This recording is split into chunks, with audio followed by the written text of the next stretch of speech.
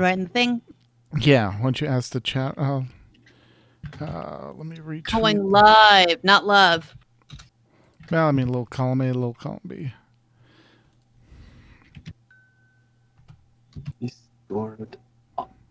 Wow. I cannot type tonight. We're going to see if I can read. Because, I just said I almost typed going love and typed in mix.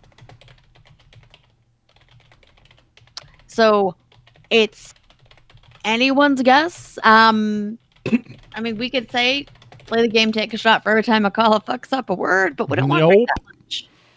And that was our one. I don't even drink, and I'd be drunk at the end of the show. All right. I'll tell your wife to drink for you. There you go. No, she still has to handle a 6-year-old. So. Right. True. All right. All right. So, Max, do we all actually sound about the same volume that did this week? Because I played around with some stuff. So. Uh-oh. No, just volume sliders, not anything else. So. Okay. We'll see. All right. Who? Oh, good. Hey, we all awesome. Thank you. All right. Thank you. All right. Stuff and things and things and stuff. And who's stuff leading this? Oh, you are. Oh, it's me. The one that can't word right. All right. Going live in 5, 4, 3, 2, 1. On this episode of the AIE Podcast. The Burning Crusade approaches, this time classically. Double XP is strong with the Force. May the 4th. Not just for Star Wars anymore. Get your Guild Wars 2 on your calendar. And we are talking with ourselves and to ourselves tonight. Let's see how many words we messed up tonight. All that and more coming up now.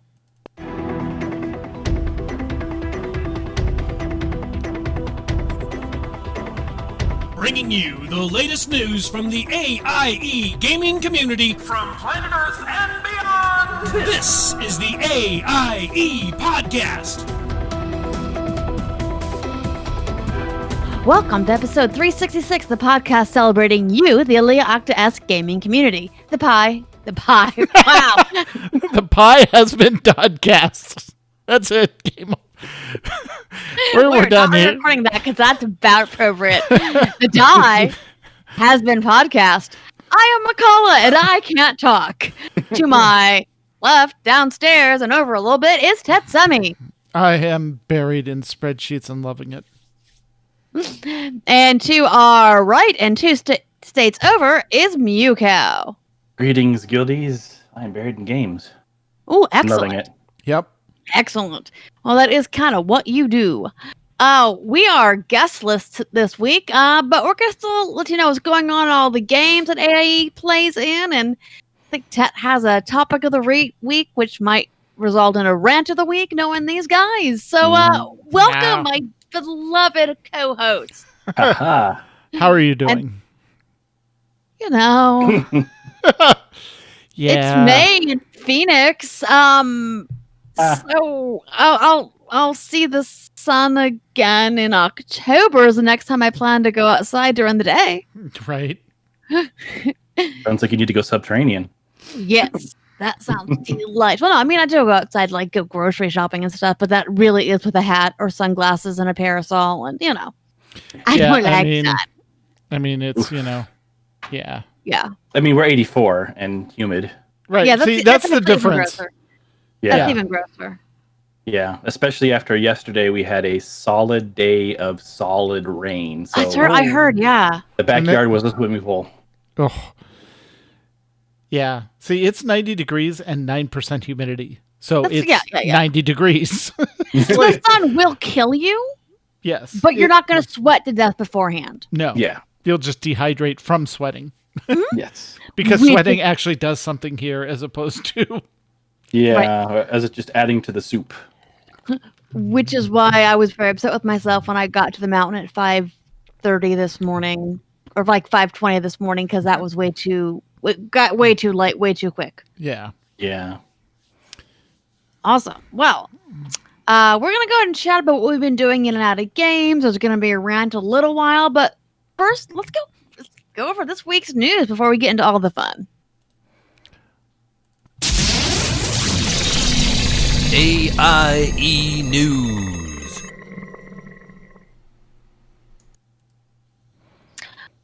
All right. First up is community news, and we have your mandatory fun night schedule, where the fun is mandatory, but attendance is not. Sunday at 2 p.m. Eastern is WoW Classic. Sunday in 24 minutes is STO.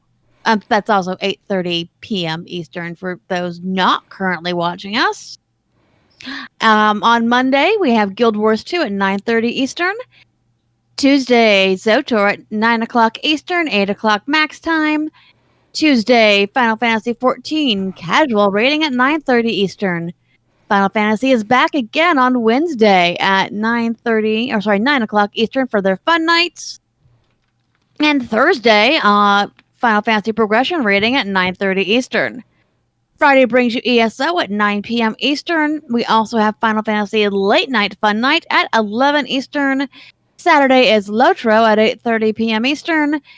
Saturday is also Final Fantasy Map Night at 9:30 Eastern. And we end the gaming week with New Braid on Saturday at 11 p.m. Eastern. Exactly. And in streaming and guild podcast news, Working Class Nerds, episode 103, 12 hours of hype! Kogas and Nick interview Marcus about his 12-hour stream. They all chat about trials and tribulations of streaming for that long a time period. You can find Kogas at twitch.tv/Kogas, followed by an underscore. And for those that missed the 12-hour stream, it was on April 24th from 2 p.m. to 2 a.m. It's his 1-year stream anniversary. They did story for a few hours and then had operations for the rest of the night with all their friends. It was truly amazing. Albus, AIE member, won the Jedi Revan outfit, and lots of giveaways were given. And in episode 104, Change of Plans, Marcus and Nick are joined by two epic guests, Serp and Chimeri. This episode goes deep into Serp's journey to start streaming on Twitch, how he made partner, and eventually started not one, but two stream teams. You can find more of Serp at twitch.tv/Serp. Serpent ZN, and you can find more about Chimeri at twitch.tv/the Chimeri. And in Escape Podcast news, Escape Podcast 378, Vet Mode Tactics. This week they continued their series on what it takes to get into veteran mode content with talk of light tactics and differences with story mode fights. And in episode 379, they talk about 6.3, The Descent is decent. 6.3 is here already, and I bet you didn't see this coming. And no, Max, I can't do the voice acting. It was amazing, though. You have to listen to the show just for that drop in. The voice actor, I don't know what they did for her, but that must have been. I wish they would film when they're doing the voice acting, because I wanted to see her doing that voice line. It's just so angry and so. It must have been amazing. Over in Nomad's news, in Valheim in particular, another possible boss night on Wednesday night coming up in the next week or two. And for those that are into board gaming, a board game night is coming up on May 6th. Look forward to that. Don't forget to take a look at the Nomad section of Discord to keep up to date on these events and other shenanigans. All right. In WoW news, WoW met the goal to unlock Bananas and Daisy. You have to get them from. They are free from the shop via the Battle.net launcher. They do not automatically appear in your collections in game. To wear Daisy as a backpack, you have to target your Daisy pet after summoning, and type /beckon for it to work. Once Daisy's riding on your back, you can summon another battle pet to tag along with your adventures. Patch 9.1 PTR continues, and there are several interviews with Lon H this week going over the details. Oh my god. It's okay. See, it's stupid. No, it's bad. Arial. It's the font. An uppercase I looks like I'm like, a lowercase Lon H? Ian. Ian Hazakoskas. Thank you. All right. Thank you. WoW Classic. The Burning Crusades pre-patch is coming soon, and BC will be following up 4 to 6 weeks later. Many new players are coming to participate in the best 2 WoW expansions of all time, BC and Wrath. So come and join the fun. And in SOTOR news, a content patch dropped this week, bringing a new Flashpoint, a new story beat, and the beginning of a new PvP season. But above all that, it brought a new system called Galactic Seasons. Daily and weekly objectives award points, currency, and rewards. You can spend the currency along the way or save it up for the big prize of a new stronghold on the fleet. This season is called The Stranger from Kabundai and starts out with a new companion named Artur Zak Adon. It's similar to a Battle Pass type system in other games, so you can buy progress as well. But wait, there's more. Double XP returns starting May 4th and continues until May 18th. And as is the tradition, there will be a new astromech in the mail for everyone. No matter where we go from MFN this Tuesday night, XP is sure to rain down. And the Battle Pet, wow. The astromech is probably going to be themed after the Bad Batch, which also starts on May 4th on Disney+. And last but not least, join us this Friday for Master Mode Flashpoints with Meilong. This will be on the Imperial side, and we'll target those flashpoints that are required for the Eratech Ice mission. Over in Final Fantasy XIV, the Thursday event heading to the Fields of Bajra is on a break until the next area is released in patch 5.55. And the Digital Fan Fest that everyone's looking forward to is on Friday, May 14th. Stream for free, and we'll reveal more about the next expansion, Endwalker, which releases sometime this year, probably sometime at the end of fall, I'm guessing. Yep. This will include the reveal for the new melee class, which everyone thinks is Reaver. So definitely with the next show, we'll have a good summary of what we found out with that. Yeah, that'll be a lot of fun. Is the live stream going to be in Japanese and then translated, or just Japanese and then you have to find a YouTube translation of it? Both. Depends on what they're doing. Okay. Like the bigger events will probably have someone translating, or they'll even just do a little bit of English themselves. Mm-hmm. But any of the panels, if they are in Japanese, there's usually there's Twitchers, there's YouTubers, there's even Reddit will have like a live translation. Awesome. Like someone will be typing it up, kind of like how they do like big events like the Mac event or Google events or whatnot, where they're like typing about it as it's going on. Right. Yep. They'll do the same thing, but it'll be someone that's speaks natively both languages and can easily type it out for you. Cool. Awesome. I can't even imagine translating something that quick. That's astounding. All right. In an ESO news, the guild has been clearing zones of sky shards and world bosses and being let off cliffs by Kenny. MFN activities happen each week and involve either zone clears, daily dungeon runs, and or public dungeon clears. Next week, they'll be focusing on cleaning a couple of public dungeons. If you play ESO on the new Xbox or PlayStation on June 8th, the console-enhanced modes will be released. The updates provide improvements to reflections, textures, draw distances, and more, while giving the options to select between performance and fidelity modes. Awesome. And in Star Trek Online news, STO is running the following events. Tholian Trouble, a new event from May 4th to May 25th. This event hosts 2 updated TFOs and rewards a new universal console that you can equip on any ship. There's a bonus dilithium event. Earn bonus dilithium until May 4th. This is an in-game currency that can be used to purchase in-game items or traded for Zen, which is STO's real-life currency. The Galaxy goes to Red Alert until May 4th, which is a 2-week-long event. If you complete 10 days of participation, you'll earn Specialization Point, an Ultimate Tech upgrade, and an Experimental Ship upgrade. Command the Jovian Heavy Raider. A new top-tier ship is added to the Infinity Lockbox. Command the Quejian Pilot Escort. A new top-tier ship added to the Angel's Wake Lockbox. And the Delta Recruitment event until May 13th on PC and from May 13th to June 10th on consoles. This event allows newly created characters to become Delta Recruits, a special type of character that rewards various in-game items for completing in-game challenges such as leveling or joining a fleet. Some of the rewards can be collected on any characters attached to the account. And the hosts of Fleet Action Report are inviting anyone and everyone to join them in-game on Monday nights after their show ends. They're planning on running TFOs that are attached to any current events. If there are no current events, they will run whichever TFOs captains are needing. All this and more will be discussed on the Fleet Action Report live stream, which is 9 p.m. Eastern Monday night. Tune in. Over in Guild Wars 2, the monthly dungeon and more has a set schedule, the second Friday of the month. So that means the next Dungeon and More night is May 14th. There are actually a couple of fun and exciting game things happening right now. We have a link in the show notes to the Guild Wars 2 Live Summer 2021. Starting May 25th, Living World episodes will be in the spotlight chronologically. Episodes are free to unlock during their spotlight week, and we'll update them with new achievements. They'll update them. Complete all the new Living World Season 2 and 3 achievements to earn a voucher for Guild Wars 2 End of Dragons precursor weapon. When the expansion launches, you can redeem it and begin crafting your very own 3rd generation legendary weapon.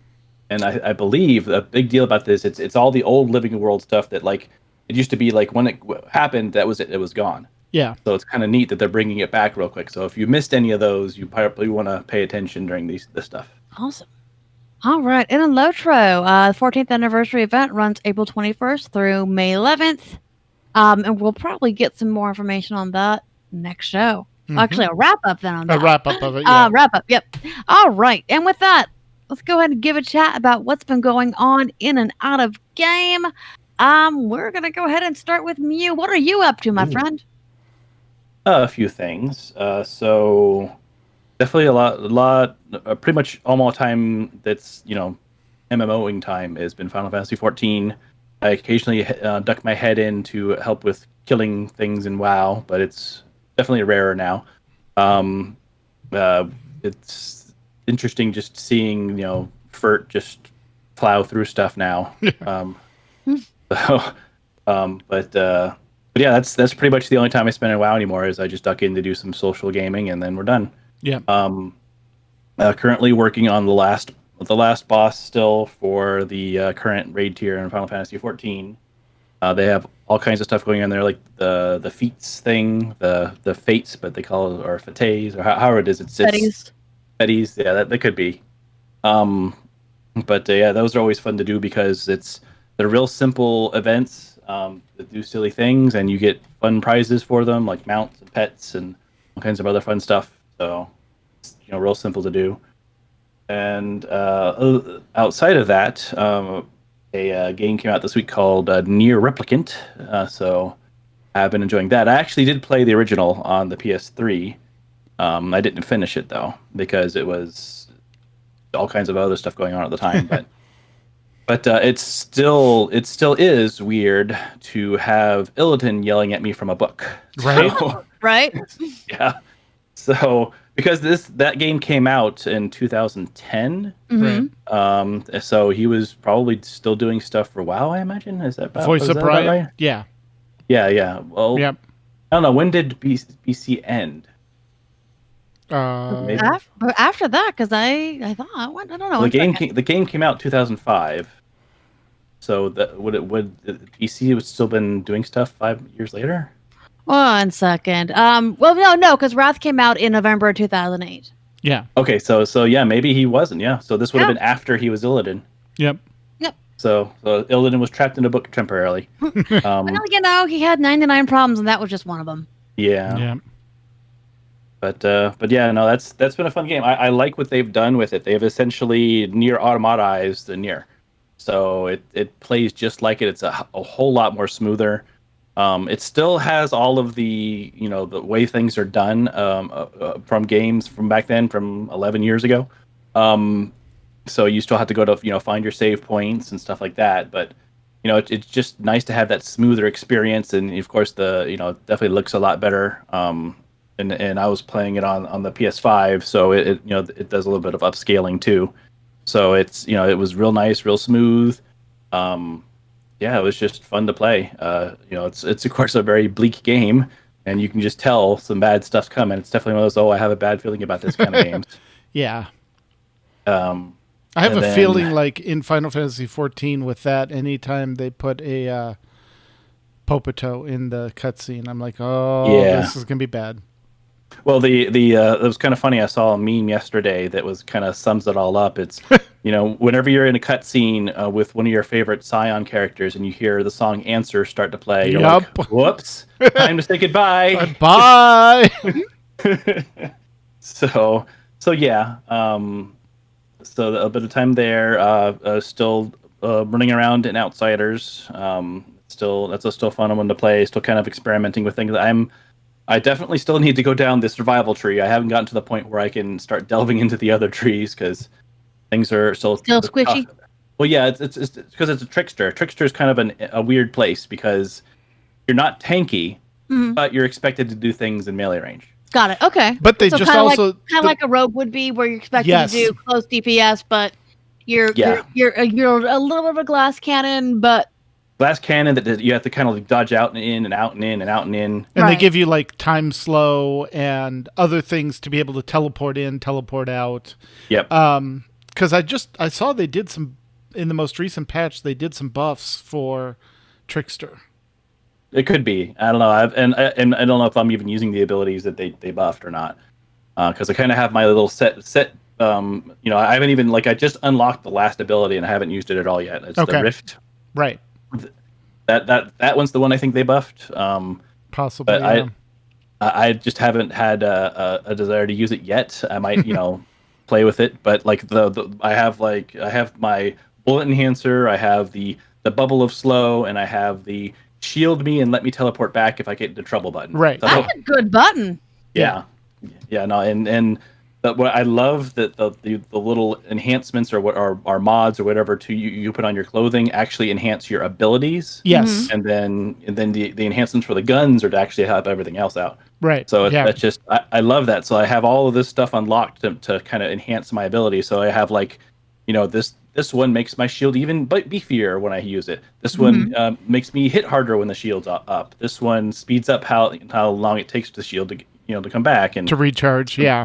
Yeah, and this one makes anyone that comes into my safe bubble weak, gives them the weakness. So that makes them nice and squishy. And then you can play off that with weapons that say if the enemy is affected by weakness, they take more damage.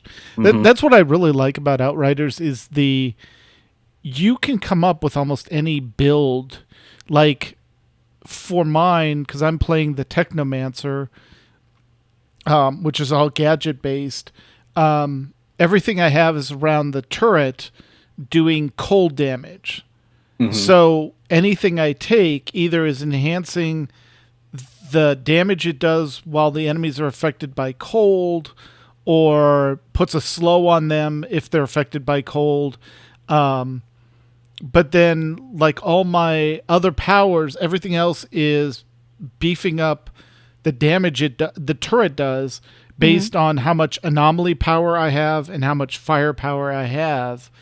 And so, everything is built around... That turret has taken down more bosses than I have.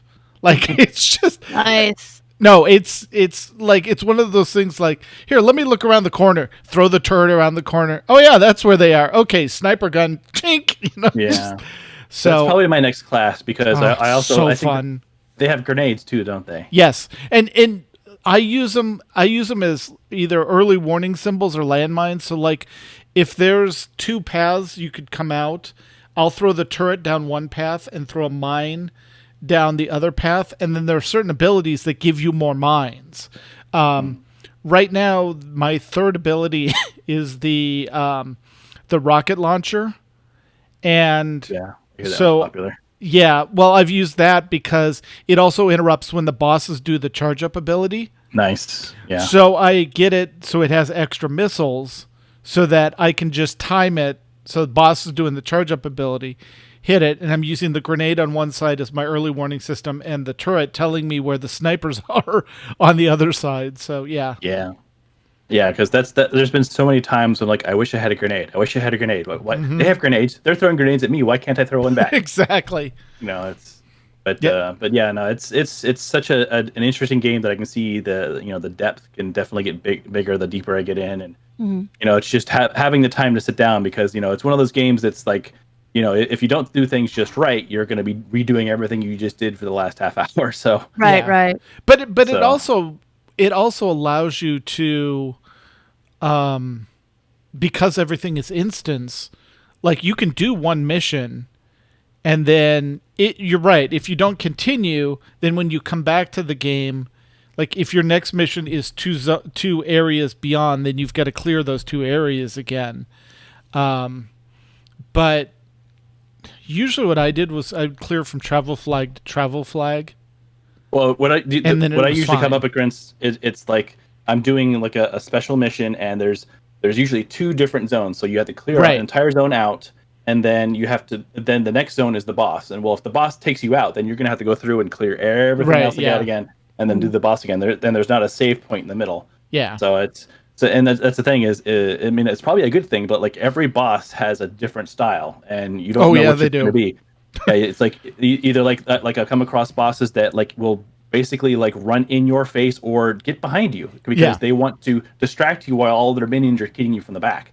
Or the worst one is when you're hiding behind something and they lob that grenade that pulls you to them, and you're like, "Wait a minute, I was over there. That's not fair. No, I was safe over there.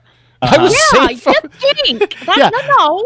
Yeah, But exactly. Even better is when they throw the grenade to get you out of your safe place, and they have 3 snipers waiting. So you're forced out of your spot, and you're pop, pop, pop, and okay, I guess I'm gone now. Wow.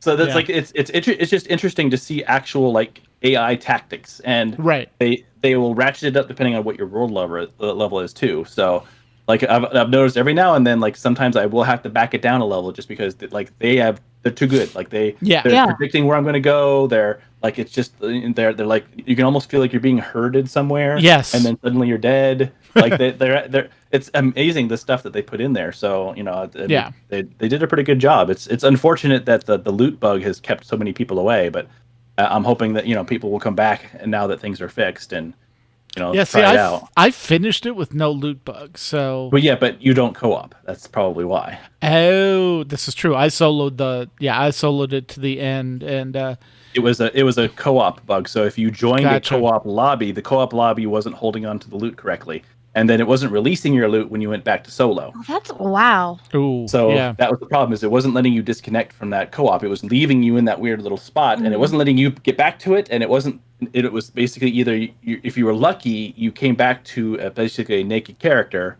If you were unlucky, you couldn't even log into the character. Wow.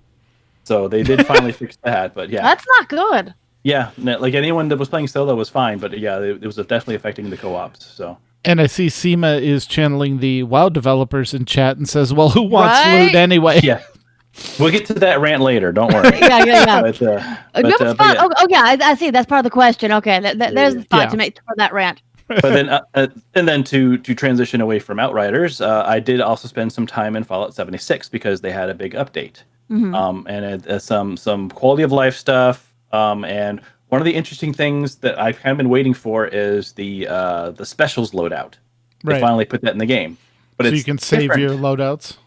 Yeah, but it's different than I was expecting, and I kind of see why they did it the way they did it. So, like, there's already been mods out that let you save your specials loadout, right? And you just go to the special screen and pick this loadout, and you're done. Well, they decided to do it a different way, so they actually created an object in game called the specials loadout punch cards system. Right. So you go up and punch in, and then you can pick which one you want to do and change it and whatnot. So they don't want you changing it on the fly. Basically, is why they did it. Okay. This way. Okay. So what they've done is you can craft one in your own camp, of course. But then they put some in some major areas, like I think it's like near trains and in any big cities. So they made it fairly convenient, but it's still an interesting, like, you can tell they're doing something on purpose. Yeah. So they don't want to force you into the play style of needing this loadout to solve this puzzle. Yeah.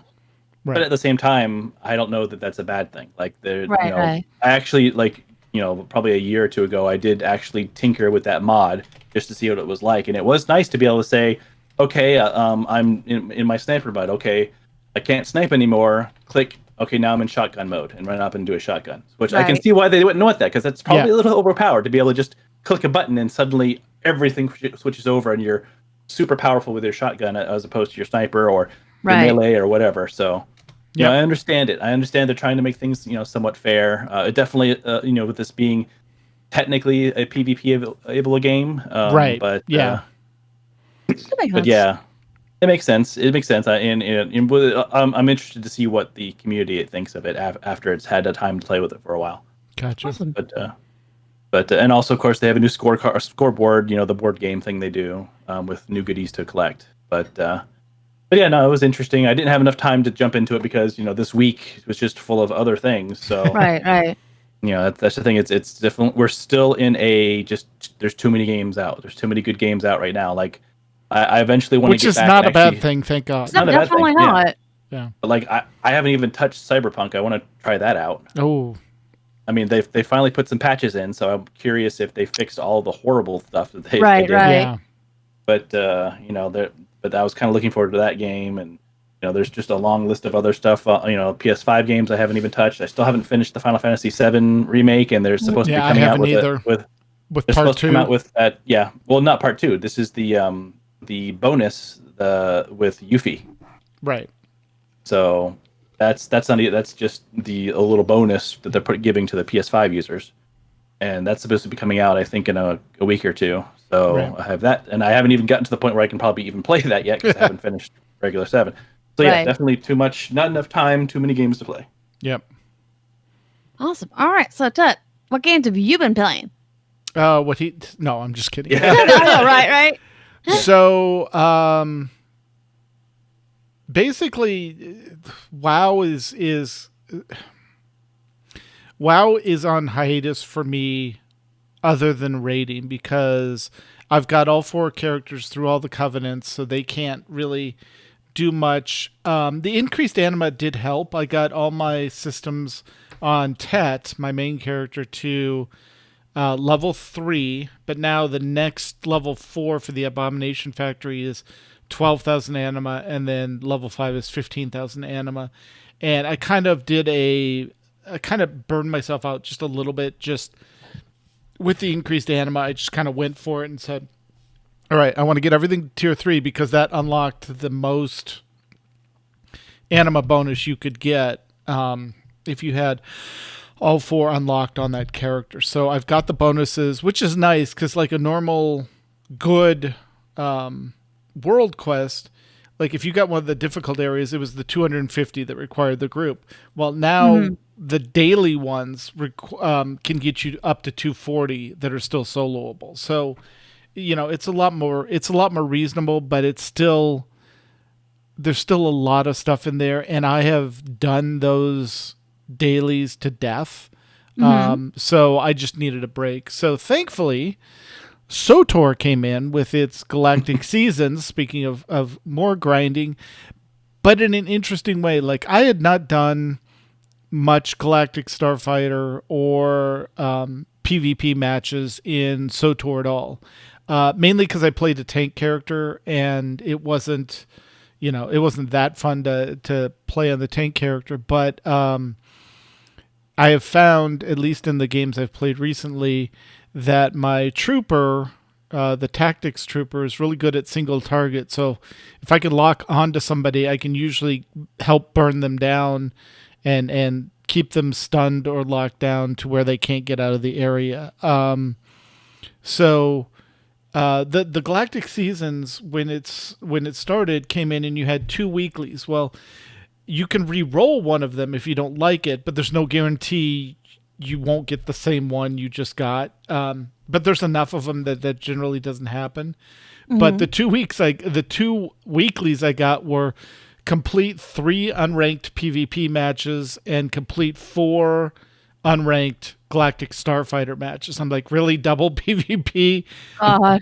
Okay, so and it was a good learning experience, but and thankfully, like that day, the dailies I got were participate in an unranked PvP match and participate in a Galactic Starfighter. So it's like, okay, obviously the game wants me to play PvP, Yeah. so Right, I'll try it. And thankfully, I got. So you remember in WoW, what was it? Was it Warlords? Remember the map where it had the 3 capture points and you had to hold 2 of them? Mm-hmm. The prison. I forget what the prison was called. But they have that map on SOTOR, but it's condensed. Like you could literally see you're capturing one. No, it wasn't Erythi Base and SEMA. It was the T. Yeah, it was the prison with the raid in it that was on an island. Yeah, and you went underneath. Once you won it, you unlocked it and went underneath it. And I think it wasn't Warlords, it was Cataclysm. That's right. Yeah, it was like a little island. It was an island one. Yeah.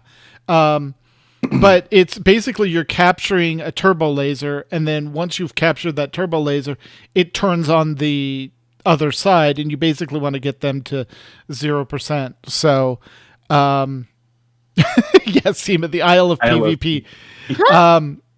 But yeah, but it was fun learning the map, and it was a whole consistent of, like if you throw all your resources at one, they're just going to go take the other 2. So you kind of have to split your teams up, but do it strategically to know, okay, this team isn't trying to capture this base, but it's trying to keep them engaged on this base so you can go capture the other 2 bases.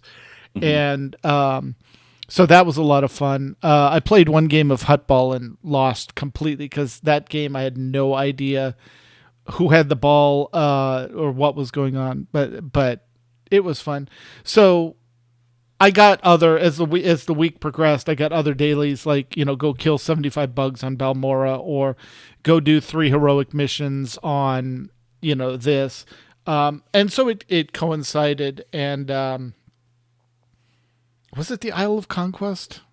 It had an official name though. Yeah, I forget.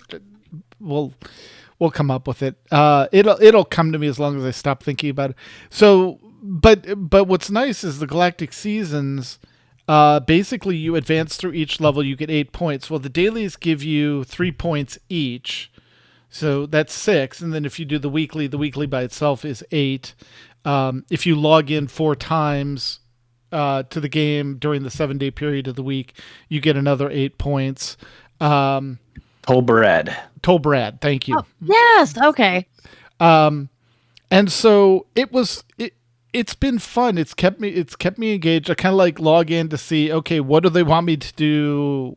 What do they want me to do this week or this day?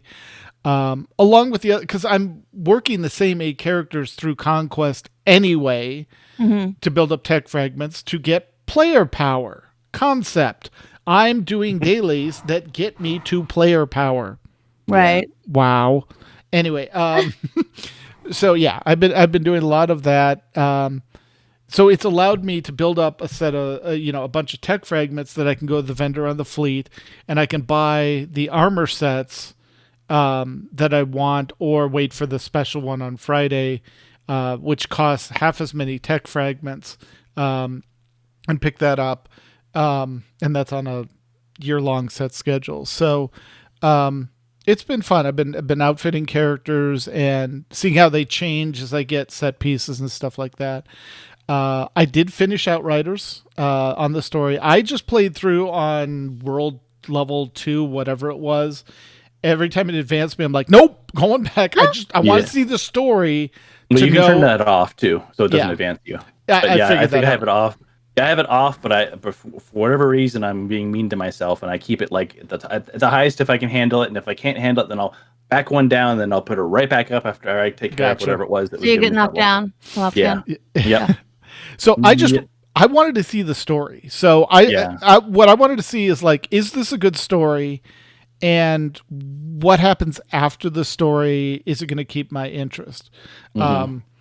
So the after story, I won't spoil it because it kind of gives away the story. But the after part is interesting. Think of it almost as a Mythic Plus progression, but done well. Oh, okay. I was going to say, because if it's Mythic Plus, then no thank you. But if it's done well, maybe I'll be interested. Yeah, there's basically you run the missions with solo or with other people, and then you advance the difficulty. It's more like Greater Rifts in Diablo. That's a better That's a better thing. So the harder it is, fun. the better reward you is. You know how normally you get like, if you're lucky, you get a blue or two out of like the boss chest. No, you finish one of these and you get like 10 items. Wow. Okay. And they can be legendary on down. So yeah, I did get my first legendary, which might have been the same one you had. Was it the first one you got? Was it one that like made lightning strike down? I think so. Yeah. Yeah. Which is really good if you're in melee. So yeah. So I'm looking forward to that. Yeah, I want to finish the story too, but yeah, for whatever reason, I'm making it harder on myself. But yeah, I'll go back and play on the harder difficulty, but it was just one of those things where I just wanted to see the story and see what the end game was like to do it.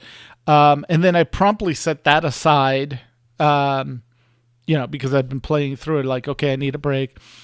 Flipped over to Valheim, Viking Minecraft. And I think I mentioned I got the first boss down, got into the Black Forest area, found my first copper thing, and then figured out tins along some rivers. So I found some tin things, and I could bring those back and make bronze, so I could make a new set of weapons. I had a troll come demolish my base. Literally, they attack your player-made structures if you're not careful. And I could not get rid of this thing. So finally, I realized I had enough flint. I went back to my main base, made fire arrows, upgraded my bow, and basically kited it to death. Got it. It took like 15 minutes of run, fire, run, fire. Wow. And just basically there was this big meadow near the base. And so it was just a constant like big path around this meadow. And he kept cheating and like making cuts because I wasn't going wide enough. But yeah, I finally got him down, and you get like 5 troll hide skins off them, which then you can use with other materials to make, there's actually a 4-piece set with a bonus chest, legs, helmet, and cape with that skin, so you want to collect more of it. But then I realized, great, I've got raw copper, I've got raw tin, I don't have a smelter. How do you make a smelter? The recipe didn't unlock, so I had stumbled across a tomb, a burial chamber. And I'm like, well, I just killed a troll, so obviously I've got to be able to handle whatever's in the burial chamber. That should be no problem. Went with an upgraded shield that's basically as big as a doorway I was going through. So it was literally like open the door, stick the shield in. Okay, did anything hit the shield? No. Peel back the shield. Okay, what's in there? And then advance through it, and I cleared it out. And there are cores in there. And you need 5 cores, and you can basically make a smelter and another 5 cores, and you make a charcoal, I forget what it's called, but it's kiln, basically. It makes charcoal that you use to power the smelter, and then you can smelt the bronze and the tin and the copper to make bronze bars. So, yeah, but I've been doing a lot of that solo because, as Max said, I need to come visit the AIE server. But it's one of those things where they've unlocked so much that I don't want to spoil myself and get used to this. Valheim has a really good progression system, I think, that you go at your pace. Like, you can stay in the meadow and get a lot of player power and stuff like that, and then go into the Black Forest and be better equipped to survive. But then as you unlock stuff, you're like, oh, like there's trees in the meadow that are birch trees that you can't chop down because you don't have a strong enough axe. Well, you can make a bronze axe that can finally chop down the birch. So it gives you more options when you go back to the meadow or when you go through. So there's a lot of, as well as the story advancement when you're going through. I think they're handling player power progression really well, and it's fun. And I just like building the bases and like, okay, this is like 3/4 of a day journey in game. So I know I can make it there. I haven't unlocked the portals yet. I don't know if you have to kill the second boss to do that or whatever, but they basically let you teleport from one place to the other, except you can't carry the ore. So they didn't want to make the game easy mode. So you still have to lug the ore over. So, but I've been having a lot of fun in that. Okay, sort cores and fine wood. See, I don't have the axe to do the fine wood yet. So, Makes sense. Yeah. exactly. But going back to SOTOR, one thing I forgot is I ran the new Flashpoint. It's much easier than the previous Flashpoint that they released, which is way overtuned for the fights they did. They also fixed a lot of that, so that's good. The only thing, and this is going to go into our rant later, so I'm just going to drop the Easter egg here.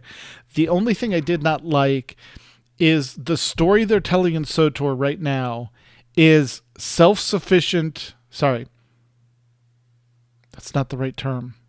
It's self-consistent for the character you're on, but it is not consistent for the story overall. If you zoom out from a character level, when you show up to the new Flashpoint on a Republic character, the Empire's already there. When you show up to the new Flashpoint on an Empire character, the Republic's already there. Okay. So it's consistent for your character. If you're playing a Republic character, the Imperial beats you there. If you're on the Imperial character, the Republic beats you there. But if you're, zooming out and looking at the story overall, which is the canon version that they're going to say? Did the right?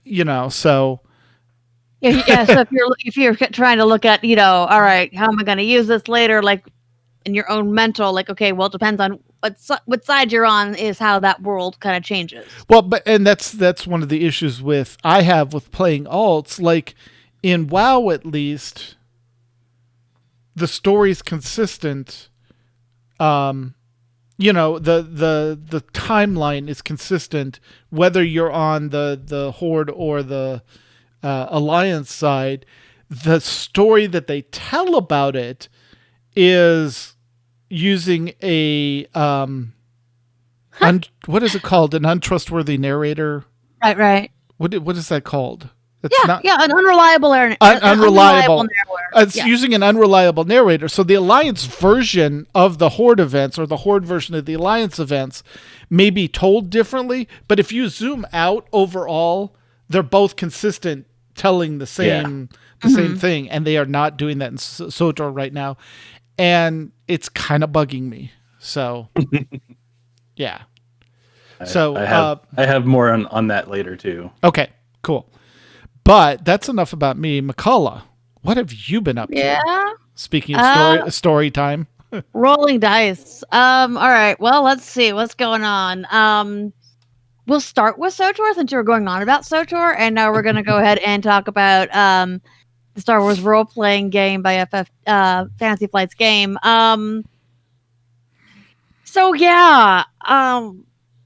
Last time, because we did skip last week, so everything that happened was this week. We had we may have found the last Sith pureblood. Oh no. Yeah. Seems nice. She was nice. She was quite nice. And she had we had saved a seed of an Umbara tree. And I don't remember if this actually relates to Star Wars or not, or is our DM making stuff up. So, but basically,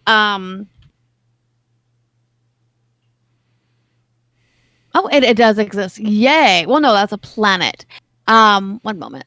Umbara is a planet. Right. So I want to see if it's actually.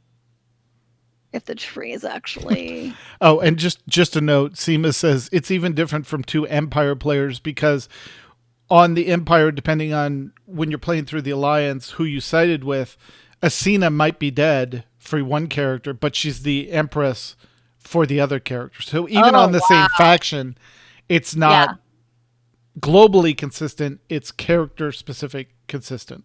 Right. So... We had gotten the last of, it does not exist in Star Wars, which is fun. An Umbara tree, which is basically you plant it and you're able to save the spirit of fallen Sith. Okay. So we had rescued the last seed of it, and it kind of helped us bring her back. And then, a Night Sister and 3 Deathmorian Hellcats came in. It's not good. Night Sisters are not fun. They are not fun. She was really good about not killing the whole base. As long as people didn't get in her way, she didn't kill them. And all she wanted was the seed. Mm-hmm. Of course. So, yeah. So we had a lovely. We tried to battle her. And then our Gadget here tried to ensnare her with a goo gun. Mm-hmm. And got a critical failure. So the goo gun. I am. Despair is what it's called in Star Wars. Yeah. Did he goo himself? I take it. Yeah, I was gonna say no, not him. Oh, he did not goo himself. The party. Someone else. He gooed the 2 people in physical combat with her. Oh, of course he did. Which was my friend Talia's character and my character, who are a married couple. Hence the jokes about, is this a Star Wars game or a porno? AIE After Dark. Exactly. So she escaped. We had messed up the entire operation on the planet, so they had to prepare to leave. The Sith informed my character that, she was, she's being taken to the Republic. And whenever I want to talk about my upgrades, she's happy to help. Mm-hmm. That's what happens when you touch holocron / datacrons. A Sith artifact. Then she's like, and I heard them talking about your medical records. So I'm like, okay. Hey, droid, I need to see my medical records. They're classified. Excuse me? They're classified. You need to go talk to the lieutenant. I'm like, okay, fine. Walk over. Okay, I need you to unclassify these. That have nothing to do with that. I don't know what you're talking about. Let's go get this cleared up. Yeah, no, they've been sent to Republic personnel. They are classified. Like, wait, there are records. And it was both myself and our engineer, Goo Boy, who had also touched it. Right. Goo Boy. So your medical records are classified from you. Right. So of course Goo Boy hacked into the system, and there's a Project Epsilon that has our records, and we have no idea what that is. That's not good. It's not good. It's not good. I was actually going to say that I actually was reading an interesting article about Sith and Jedi and the afterlife. About how it was a big deal that the Jedi could do the Force Ghost thing, but Sith can't. Right. And I thought that was very interesting. Yeah. That's why it helps explain the whole. If you strike me down, I'll be more powerful than you could possibly imagine. Right? Yeah. I'll send me that article. That sounds really fun. There's a little bit of that in when they wrap up the last flashpoint, basically wrapped up in SWTOR the end of the Emperor, and it turned out that the original basically carved a Sith ceremony on his body, so that if his body was ever destroyed, it immediately leashed basically a Force virus. Oh wow! That took over the mind of whoever killed him. And then, right, yeah, as Max said, there's because I'm pretty sure that the old Emperor in SWTOR had a Force Ghost. Well, that's right, but you basically end up fighting Valkorion, Vitiate, and the Emperor. Basically, you fight 3 emperors essentially in the final fight. The 3 different forms of him, and then you finally get rid of him for good. But there's a little bit of that Sith, like Sith want to live on forever. Right. in there. So yeah. I'm sure they explained it a way of saying that the Force, the Jedi Force ghosts are part of the Force. Part of the Force, exactly. Part of the living Force. And Right. so they figured out how to keep their consciousness as part of it, but then the Sith are actually like self-contained, like they've actually trapped themselves, and that's why they're still around. As that's what I'm guessing is probably part of it. Yeah. Yeah. Yeah. Interesting. So that's your SOTOR game. Well, no, I actually was halfway through the. Oh, Sorry. keep going. Wow. No. Wow. A lot happened over there. Yep. So we got called off to a mission just to take some samples on a planet, because they're evacuating this planet, go take samples on another planet that was attacked by an Imperial bioweapon. And we had dealt with a medical facility that was making bioweapons previously, and we had gotten one of the last droids who had the information on the catalyst that was needed, but evidently the Imperials also got some of that information. And they have developed a bioweapon that it was intended to only kill non-humans. Right. But we found out once going to this planet that, yes, anybody that survived was human, except for one Twi'lek. But it killed quite a few humans as well. So you have to mix DNA or something? And I'm thinking that's a Twi'lek is probably, because obviously we know Twi'lek and humans can, mix DNA. Right. We have, Hera's son, so. Right. Jason. Call back to the old books. So we know that's a possibility. So I'm assuming that's what the Twi'lek is. But they ended up, there was 2 survivors that weren't taken, and another dozen were taken by the Imperials. So I'm certain we now have a new mission to get them. But we know also that this bioweapon, we tried to stop it. Plus, the person who seemed to be in charge of the operation was a Chiss female. Goo Boy is Chiss. So we know that there is actually a connection there. We because we still have fun cutscenes in game. And last time we saw her, she was reviewing the security footage and recognized him. Yeah. Also, she's why we now have bounties on our heads, and 2 of us have, access Imperial records. And 2 of these people are actually known. They're former Imperials. They're just, no longer deceased. They're now deserters. Go ahead or defectors. Go ahead and up that bounty. So that was SOTOR. SOTOR. That was our Star Wars game. Call Cthulhu, not much. August 30th, 1939. I'm sure it's all fine. Yep. Nothing wrong is going to happen. Nothing to see here. Move along. Nothing. We're currently in Egypt, and we were actually given a vision quest. We have been checking out some old ruins, actually back in Alexandria, which was where my character's mentor kind of said, okay, given hints that there's where they need to go. Of course, he's still missing. We all know everyone's after his book, which I have on me at all times. His journals. But we ended up going to Cairo.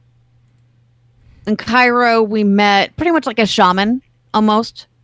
And he said, okay, you need to go here. You need to find the Anut. You need to basically follow the sun as it dies and goes to the underworld. And then you need to collect the sphere from there, or the disc from there. So we are we're literally in the Egyptian underworld. It's not good. Not good. No. And of course our doctor's like, no, we're dreaming. And the rest of us are like, but are we? But are we? But are we? Also, why did you do that crocodile thing? Because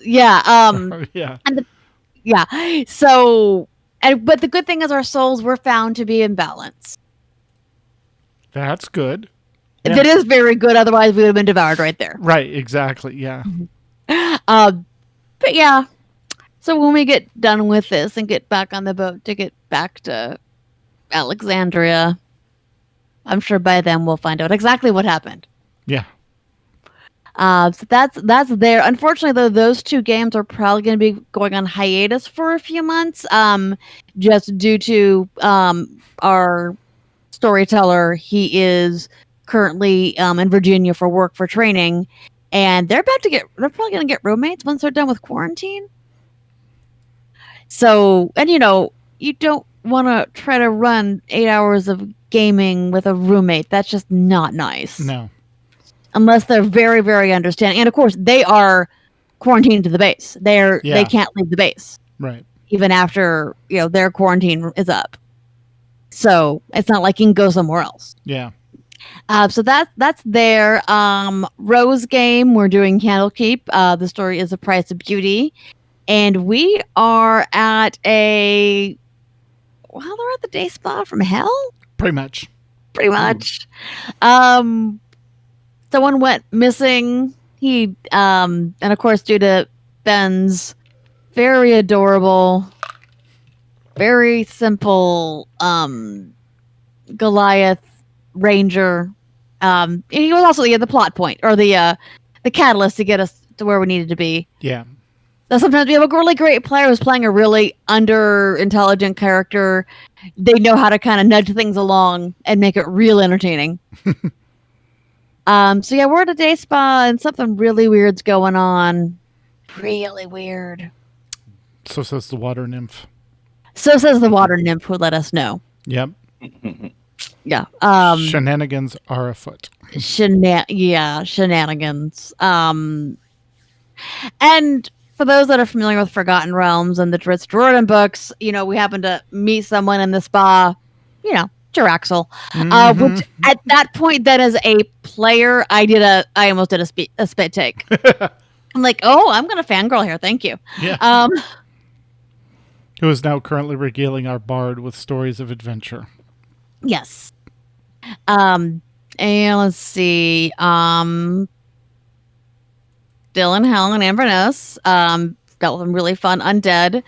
But that DM, also who shares the same name with the other DM who's traveling, he was traveling last week, so we actually did a little bit of our friend SJ's campaign because we switch off depending on what's going on.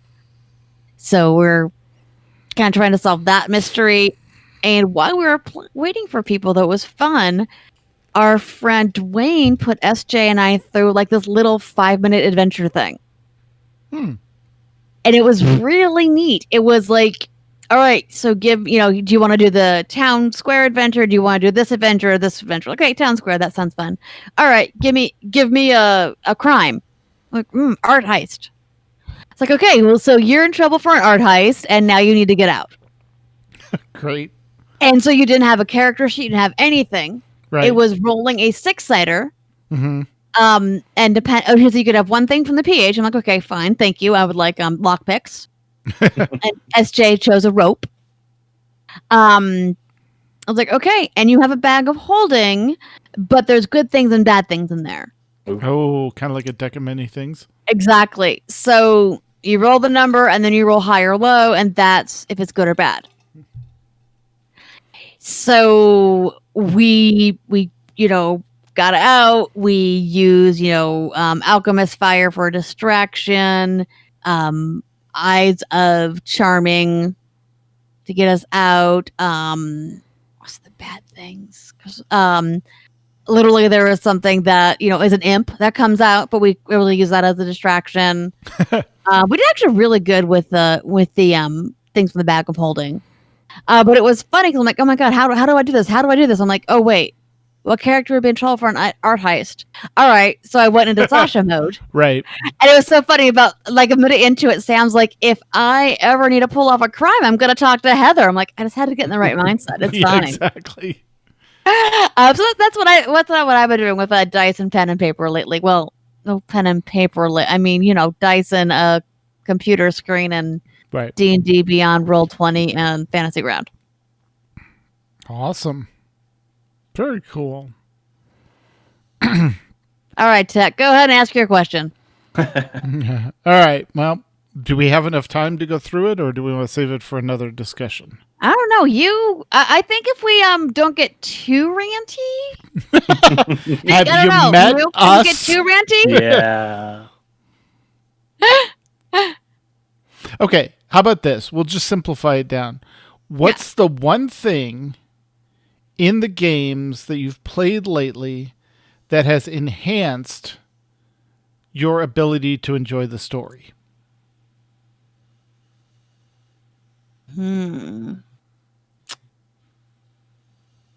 Well, I think for me, when it comes to now, sometimes the system with the Star Wars FFG can be very confusing, because you have opposing dice, Right. and sometimes it doesn't matter how many dice you have; those opposing dice still screw you over. But something I love is you get experience every session.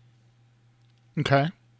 And that experience is then used to either bump your stats, or, much like a lot of games, you have talent trees. Okay. So, I'm sorry, not your stats, your skills, excuse me. Right. So you can then spend those points on your talent, on the talent trees to, kind of keep going on there, getting better at what your core character does. Right. Because at the end of each talent tree is the ability to increase a stat, and that's the only way you can do it. Gotcha. Or again, you can use it to increase your skills, which is really useful because what up through that session, you're like, wow, it would be really great if one of us had that skill. Right. Yeah. So, like, for me, I knew my character was, former Imperial. Sometimes you gotta pretend to be Imperial. Right. But my character is written, is, follows orders, all that. You can't pretend to be a former Imperial if you're lying straight face to somebody unless you have deception. Yeah. No, 100%. So after, we held the deal, I'm like, okay, I'm going to dump some points into there. So I like that ability. It's almost like instant gratification. And almost it's learning, what are we going to need? What's useful? I'm going to take that. Or, hey, I'm really focusing on who my character is at the core.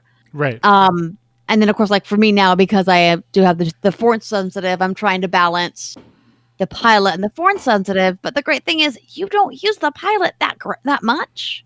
Mm-hmm. So it kind of gives me something else to focus on. Right. That is actually going to be a little more beneficial with a lot of things that we deal with. Gotcha. So yeah, I like instant gratification there. It's fun. Cool. What about you, Mew?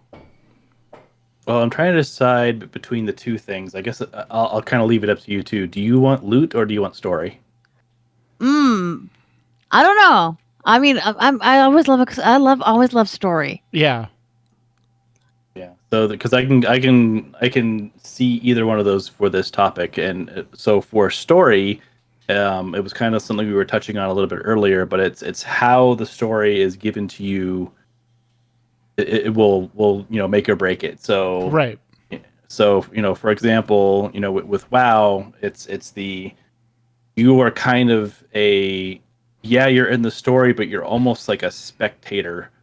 Like up until recently, even you weren't even the hero of the story. You were just there while the heroes would swoop in and finish things off. Like you would do all the hard work, and they would come in and they'd take the kill steal. Yeah.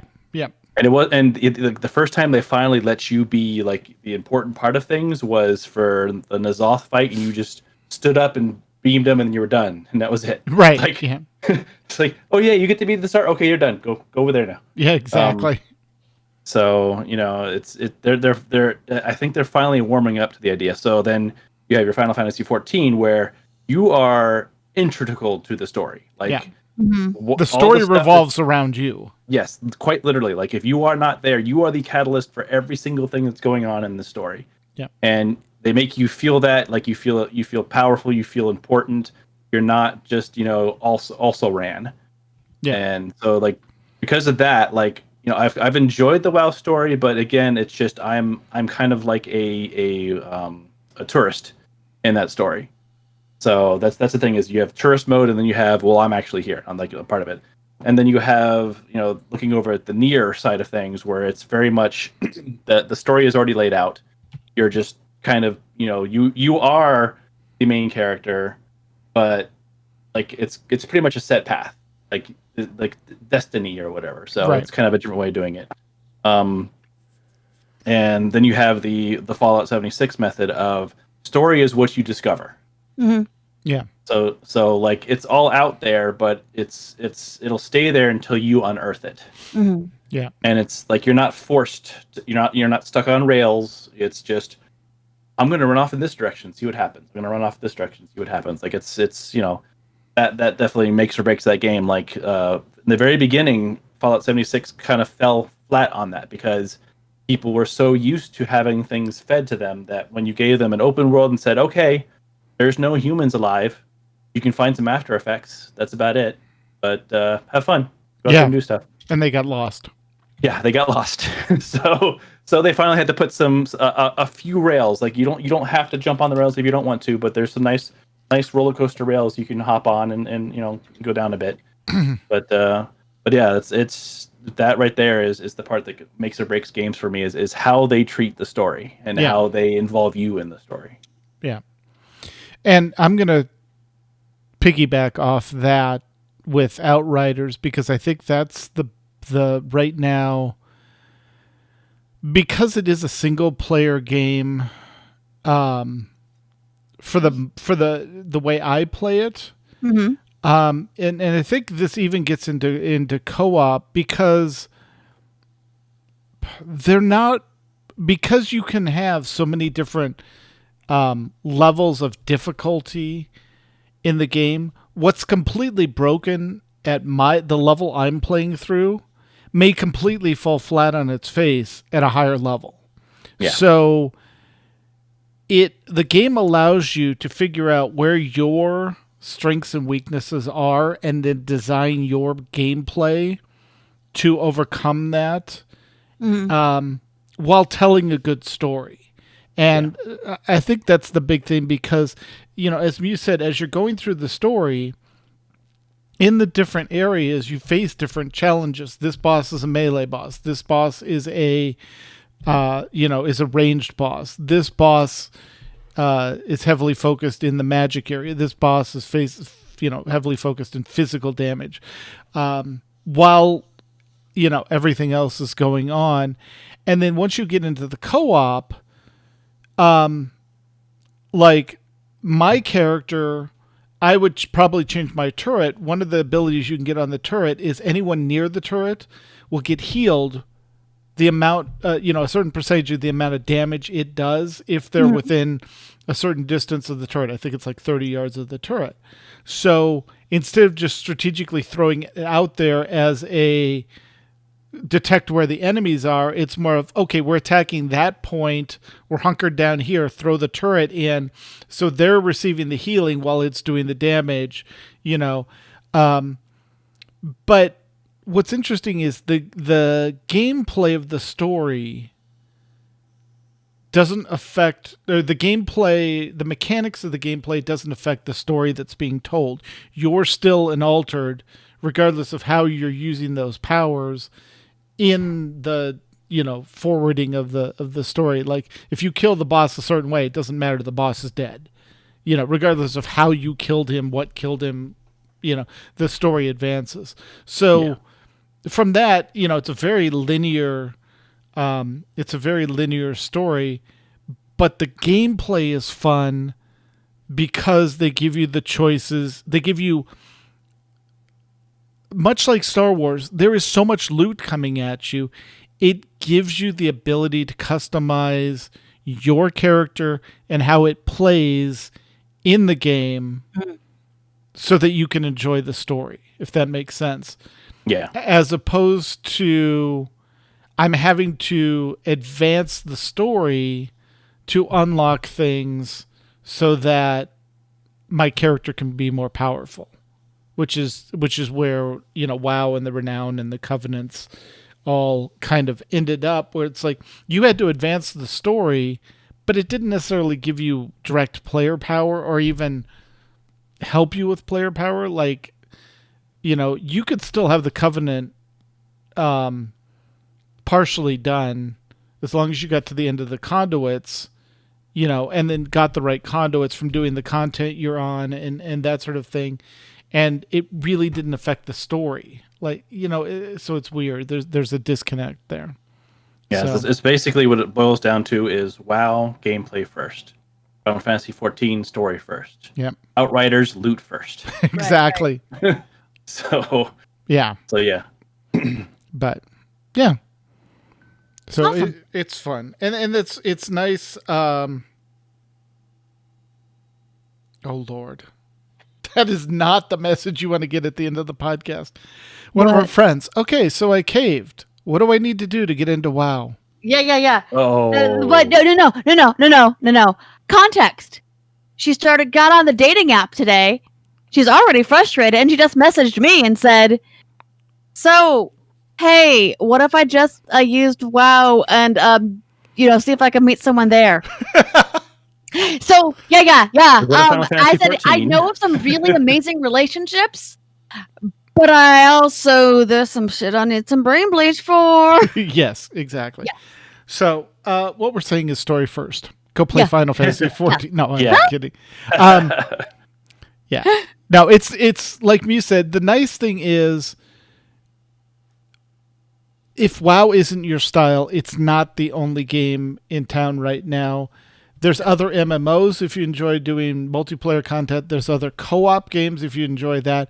And there's good single-player content as well if you just want to go through that. So find your happiness, find a game you enjoy, and play it. There's no right or wrong answer as long as your gameplay style doesn't impact other players. If you're going to play a tank, learn to use your defensive cooldowns. If you're going to play a healer, know what know who you need to heal, that sort of thing. If you're DPS, pull what the tank or the leader of the group says to pull and focus on, that sort of thing.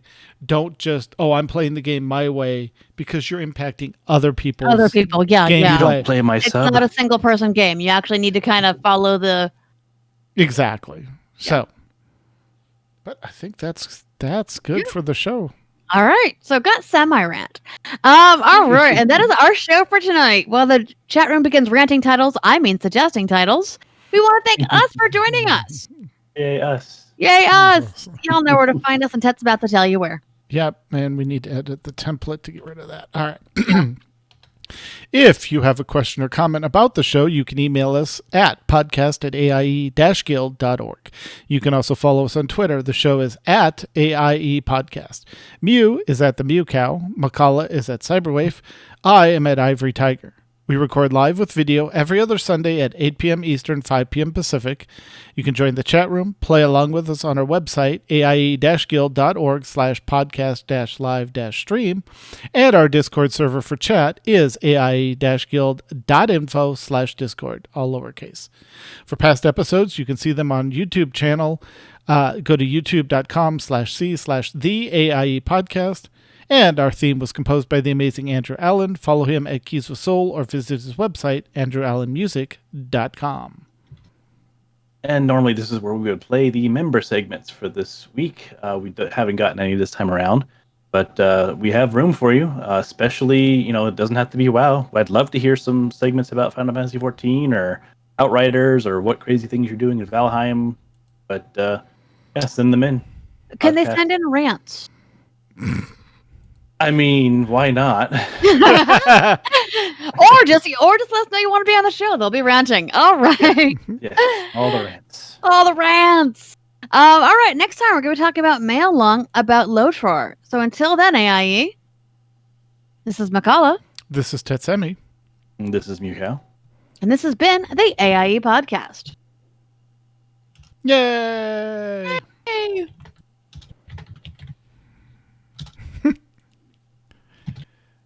Oh, good show. Yeah, you rantcast. Yes. No. No, I reined it in. I definitely. Oh, so we know. Piecasters answer questions. Yeah. Diecasters, yes. Oh, I like that, Max. That's funny. Yeah. How the heck do you copy something? There we learn to control Shift V. All right, there we go. Like I was not going to go down my rant that I've been playing with lately of the respecting my time. Right. I think we've gone over that before. Yeah. No, exactly. So there, and I'm seeing it. Oh, I'm sure. Every day, where this game respects my time, where this game doesn't respect my time. Right. And I don't know that 9.1 solves anything. That's what I'm afraid of. Yeah. And if this is the path they've committed to this expansion, we'll see if we finish the expansion.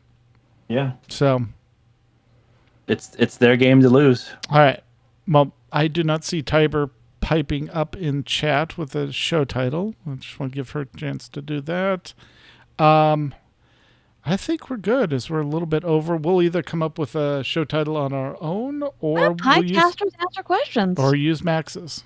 All right. Yeah, I'm we can do Max's. Piecasters use. All right. Well, thank you, chat room, as always. Thank we you appreciate guys. it. Have a great night.